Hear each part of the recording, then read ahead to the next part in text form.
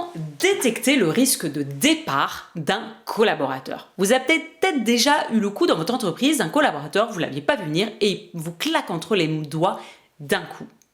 Et bien sachez que si vous relisez un petit peu l'histoire, il y a de grandes chances que vous aviez en réalité détecté des signaux faibles que je vais vous donner dans cette vidéo qui vous montraient un changement d'attitude de votre collaborateur et donc un risque de départ que vous n'avez pas traité. Mais avant tout, il est important d'avoir en tête qu'il faut absolument créer du lien avec vos collaborateurs. Si vous vous dites « moi je veux un expert et je le laisse performer et je m'occupe jamais de lui », il y a de grandes chances que cet expert-là, le jour où il verra de l'herbe plus verte ailleurs, il va partir. Et parfois même pour un salaire pas spécialement plus élevé, peut-être équivalent, mais qui va sentir que finalement dans l'autre entreprise, il va être reconnu, il y aura beaucoup plus d'ambiance, une meilleure culture d'entreprise, et donc dans ce cas-là, il va partir. Ce n'est pas toujours l'argent qui motive les départs.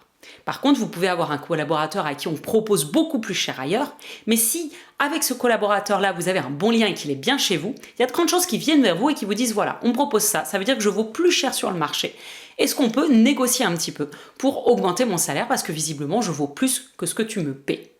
Alors quand je parle de créer du lien, c'est quoi? C'est typiquement faire des one-to-one réguliers avec vos collaborateurs, déjà pour leur faire du feedback, les faire progresser.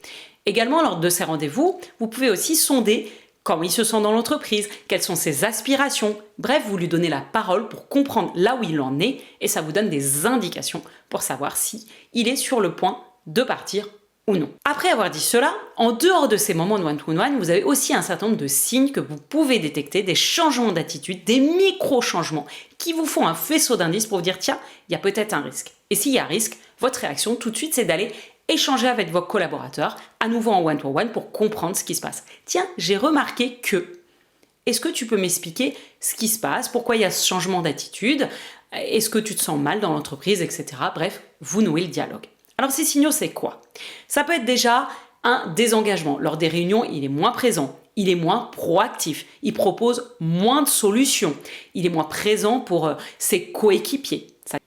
Vous pouvez aussi avoir quelqu'un, à l'inverse, qui vous demande de nouveaux projets, d'être changé un petit peu ses prérogatives. Bref, qui montre qu'aujourd'hui il s'ennuie un petit peu et qu'il a envie d'augmenter ses demandes. Également, un collaborateur qui, au contraire, se met à proposer plein d'améliorations, mais de façon un petit peu agacée. Ça prouve qu'il trouve que les choses vont pas assez vite, changent pas assez vite et qu'ils se sentent pas très bien à l'heure actuelle chez vous. Également, un collaborateur qui baisse sa qualité ou qui baisse sa productivité.